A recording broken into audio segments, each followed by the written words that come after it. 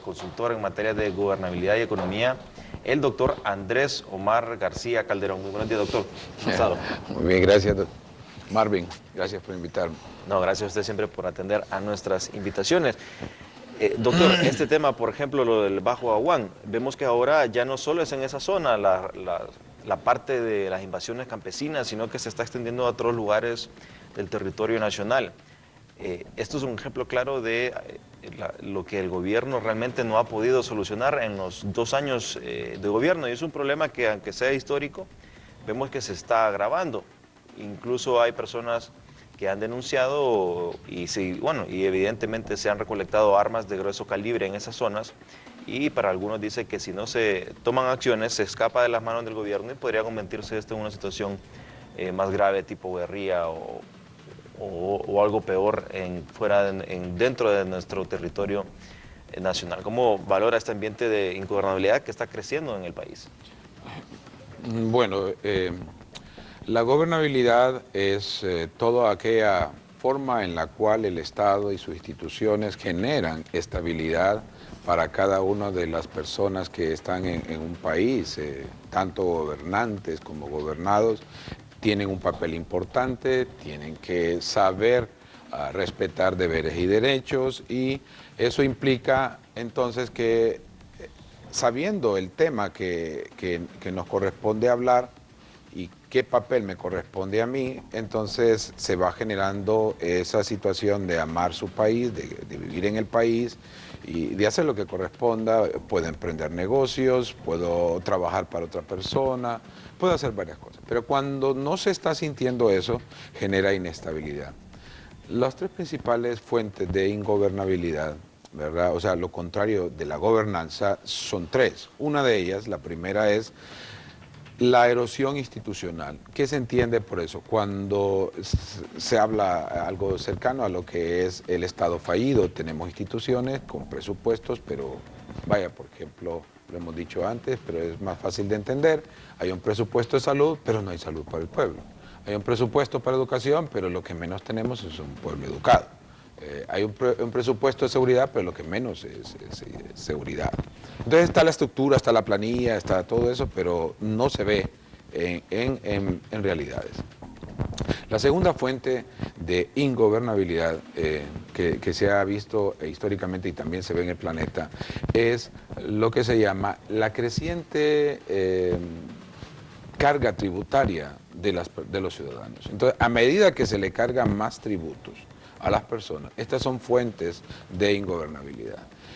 Y es algo que se está viviendo actualmente en varias naciones, no está gustando, está provocando problemas fuertes, lo vemos en la parte de Grecia, pues Grecia se resiste todo el sacrificio que han estado haciendo el ciudadano por culpa de estructuras gubernamentales que ocultaron la información, que hacen muy parecido a lo que hacemos aquí en Honduras, en el sentido de que hay una crisis, pero los señores que están en el poder, ellos actúan y piensan como que no hay crisis, es mentira, hay que aumentarle el salario a esta gente, hay que hacer esto otro, si hay que tener préstamos, pues endeudémonos. Entonces toda aquella ignorancia de administración pública se ve en una forma fehaciente. Al final, ¿en qué se traduce lo que usted está diciendo? Si estamos teniendo ingresos diarios de una cantidad y salidas diarias de una cantidad para sostener un Estado, y se está teniendo un déficit de 45 a 60 millones de lempiras diarios, es obvio que yo tengo que nivelarlo, pues no puedo seguir creciendo con eso, eso va aumentando y es una bola de nieve. Y es cuando vemos a personas que están en finanzas, que usted escucha, y lo estamos viendo en las noticias, que los empleados públicos de determinada región del país no les pagaron. Pero usted escucha a estos sí, a los del norte sí, o a los del centro, a los del sur. Pero después otra vez a estos de occidente ya les pagan, pero no a los del sur.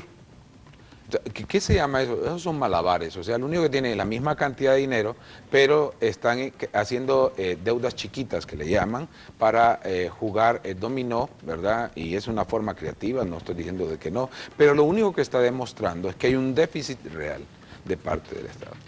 La tercera fuente, entonces, también de ingobernabilidad es la hambruna, ¿verdad? La gente, cuando tiene, y esa hambruna está por la situación de tierra, ¿verdad? hay una mora agraria en el país, que es una realidad, en la cual hay un creciente número de personas en las cuales están sin tierra y cada vez hay un menor grupo de personas que tienen grandes extensiones de tierra y que no lo están poniendo a producir, por un lado. Por el otro lado está el Estado también, que tiene grandes cantidades de tierra, que no la está poniendo a trabajar. No hay alguien que haga ver eso en una forma más inteligente. Necesitamos sacar nuestra nación del ostracismo del siglo XIX, porque prácticamente lo que es la zona rural vive en el siglo XIX. No podemos decir que está en el siglo XXI, porque si estuviera en el siglo XXI, tanto el sector estatal como la empresa privada estarían desarrollando con toda la potencia que tienen nuestras tierras. El país es altamente, y estoy de acuerdo, bendecido por Dios, grandes cantidades de agua, grandes cantidades de extensiones de tierra, que algunas son, que están ahí incultas, y entonces sucede una situación, hay una presión poblacional por tener tierra, porque hay una mora agraria. En ese sentido aparecen líderes, vamos a poner entre comillas, que quieren llevar agua a su molino porque hay una realidad. Es que mire, lo preocupante, existen dos tipos de preocupaciones en la parte administrativa pública: problemas artificiales y problemas reales. Los problemas artificiales se crean en ese arte de administrar la cosa pública, como dice. Pero también hay unos problemas que son reales, y eso es lo que hay que estar ahí constante. El problema que tenemos en la zona del Bajo Aguán, donde hay un ingrediente que antes nadie conocía. No solamente era el problema de terratenientes que tienen una forma muy interesante de explotar, porque así se le llama, terratenientes, grandes poseedores de tierra, y grupos que poco a poco fueron llegando a la zona, ¿verdad? Y se empezaron a organizar, se les está dando personería jurídica, se les está dando toda la cobertura jurídica, pero llega un momento en que chocan con respecto a eso, pero aparece un nuevo agente que es el que está, el narcotraficante, es el que está, que ese no, definitivamente, legalmente no debería estar ahí, pero tiene fuerza, tiene poder de arma, no poder de arma, es incorrecto lo que acabo de decir, poderío, así se llama, tiene poderío. El poderío es aquella representación de ejercicio de poder mediante armas y mediante dinero.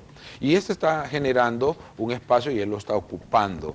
Es peligroso porque no vaya a ser lo que está aconteciendo en México, ¿verdad? Poco a poco se fue metiendo este tipo de personas que mezclaron la parte agraria, la parte productiva, ellos empiezan a meter plata, ingresan al sistema financiero de estas áreas y al final entonces resulta que ellos son superpoderosos en cuanto llegan 15 o 20 personas a un restaurante, los demás tienen que salirse porque llegan estas personas. Son historias que yo he escuchado.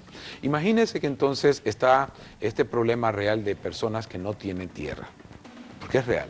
Entonces ahí están, los empujan a que tomen tierras, porque las tierras son, dice, del Estado algunas y otras ahí que empiezan a ver, ¿por qué no van a cultivar en tierras inhóspitas? No tienen la capacidad, les faltan dos cosas, no tienen el dinero ni los años de vida, porque para volver una tierra inhóspita se necesitan varios años de arduo trabajo.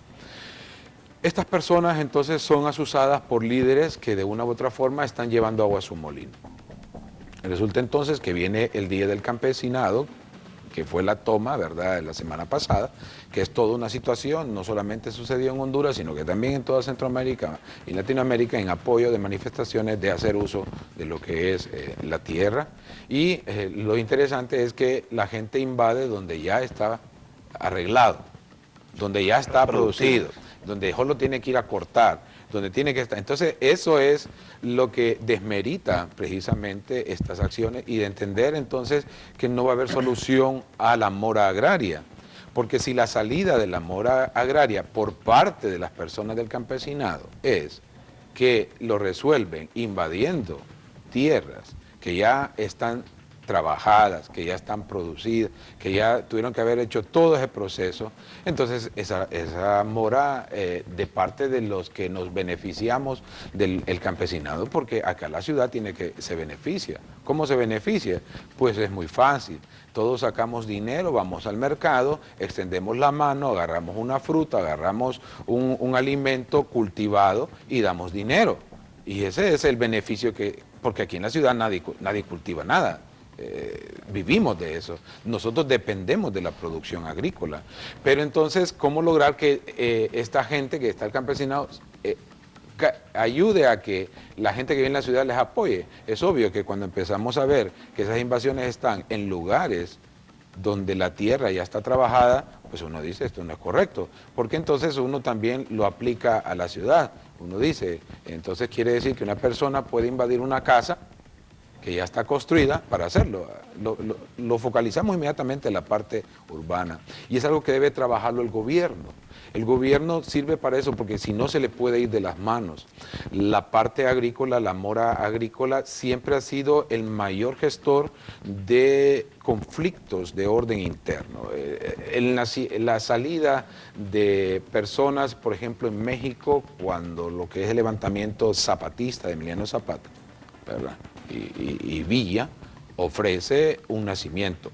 Era precisamente mora agraria. Al final la tierra es de quien, dice, la trabaja. Al final, porque ahí quedaban extensiones incultas, totalmente incultas. Entonces, lo que necesitamos es aprovechar la tierra y ponerla a trabajar. En el caso de Cuba, sí fue también. En el caso de Nicaragua, igual también el acceso a la tierra. En el caso de China continental, todo el origen fue no tener acceso a la tierra. Entonces se necesita del concurso de lo que es el gobierno para poder establecer lo que se llama gobernabilidad en los suelos. Porque entonces cada quien va a agarrar lo que le corresponde y afecta a determinadas personas en cuanto a la producción, en cuanto a la comercialización, pero hay algo que también nadie se ha puesto a pensar, en cuanto al consumo de eso. Entonces hay algo que debemos de estar viendo. Fíjense que acá el déficit de producción agraria es tremendo, se está viendo que están trayendo cosas que antes nosotros producíamos y consumíamos, los están trayendo de Guatemala. Entonces uno dice, bueno, ¿y esta cosa cómo es? ¿Qué es lo que está pasando? Entonces, por un lado, están habiendo invasiones de tierra, pero por otro lado estamos dejando de producir. Debe de haber coherencia sobre eso. Sí, es interesante porque justamente lo que promulgaba Emiliano Zapata, la tierra es de la que la trabaja, pero en el caso de Honduras ya están trabajadas las tierras que quieren recuperar. Entonces no tiene lógica que se vaya a caer ahí, porque entonces lo que tenemos es agregar más fuego al problema. Pero si realmente es como dicen, esta tierra es de la nación, del Estado, nosotros la vamos a agarrar, nosotros la vamos a hacer producir, necesitamos apoyo, esa es otra cosa. Porque para qué vamos a tener tierras incultas nacionales, sí, ¿verdad? No tiene lógica tenerlas. ¿Por qué? Porque aquí hay algo que nadie está hablando. Hay hambruna. En México hay hambruna. En Nicaragua hay pérdida de cosecha. En el norte de Argentina hay pérdida de cosecha. Eso es una realidad. Entonces una nación que tiene un gobierno serio debe de tomar en cuenta esas realidades y ver realmente hasta dónde estas tierras, pero si yo le doy tierras también que no son nada, que va a ser el costo de lo que es el regado, de la preparación, es carísimo y se va a ver dentro de 30, 50 años, pues no estoy solventando el problema. Sí. Entonces es algo que debemos de estar conscientes cada uno de nosotros, los productores, campesinos. Aquí debe haber también una situación que ayude a ser más eficiente, porque es totalmente ineficiente la producción agrícola de grandes potentados acá, que no está dejando una situación de dejar un valor agregado a la nación, sino que todo lo contrario, simplemente se están beneficiando estas personas. No puede ser, cada vez el país está creciendo más, ¿verdad? 800,000 nuevos hondureños habrá desde que Pepe tomó la posesión de la presidencia, y cuando él entregue van a haber 800,000 personas más. Entonces, hagámoslo en forma real y seamos objetivos, ¿verdad? Sí. ¿Cómo va a comer esta gente? ¿En qué se va a tratar? Bueno, me ponen quizá algunas imágenes de la nota que pasamos sobre este tema de las tierras. Las invasiones que se dieron, o recuperación de tierras, o manifestaciones, como usted le quiera llamar. El sentido es que realmente hay un problema que se debe abordar con la seriedad del caso, pero en esa zona existe un cóctel peligroso de crimen organizado, de situación económica en crisis, de verdad que existe el problema real de las tierras, y también de política, o podríamos decir de ideologías, o como usted le quiera llamar, todo esto se está combinando y haciendo un cóctel demasiado peligroso porque se está sin duda extendiendo. Y cuando vemos noticias, por ejemplo, el día de hoy sale publicado en la tribuna que 292 armas se pierden de la DNS-6, Dirección Nacional de Servicios Especiales de Investigación. Armas que, AK-47, M16, lanzagranadas, ametralladoras, subametralladora y los conocidos FAL, fusil automático liviano. Que son de fabricación reciente y muy modernos. Sí, son muy modernos y son extremadamente caros. Sí. Dice, solo se pierden. Esto va a quedar así, quizá van a atrapar a algún policía que quizá estuvo guardando la bodega y él es el que va a pagar, pues, de alguna manera la suspensión o qué sé yo. Pero nunca se soluciona porque esto ya no es nuevo, ya nos estamos acostumbrando a ver este tipo de denuncias. Ocurrió también con la bodega de los militares en Honduras, de las Fuerzas Armadas. Y la pregunta es, ¿dónde se van estas armas? Cuando nos preguntamos eso, solo vemos el periódico y vemos noticias que en la zona de Colón, en el Bajo Aguán, existen confrontaciones que terminan algunos hasta con lanzacohetes. Entonces vemos que estas armas van por ahí. No sabemos si van por este tipo de situación que se está dando ahí o por lo evidente que tenemos en Honduras, que es el problema del narcotráfico. Entonces es una situación muy seria. Y vemos también ahora al jefe del Estado Mayor Conjunto, René Osorio Canales, que propone, aquí lo tenemos, a ver si me enfoca en la página, dice, la mejor forma de combatir el narcotráfico es permitiendo el derribo de avionetas. Dice que la despenalización no ha dado resultados, países desarrollados no lo apoyarán.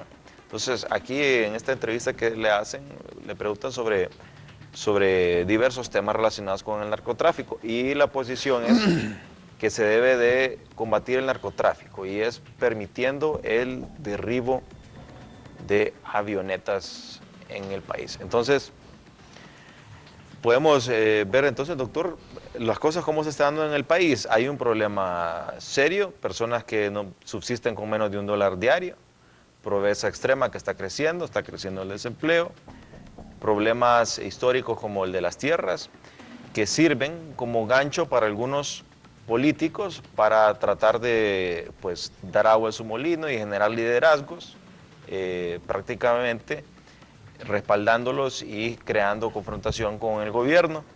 También se aprovecha el crimen organizado al proporcionarles el empleo que el Estado no les da, se los da el crimen organizado y genera esto una delincuencia.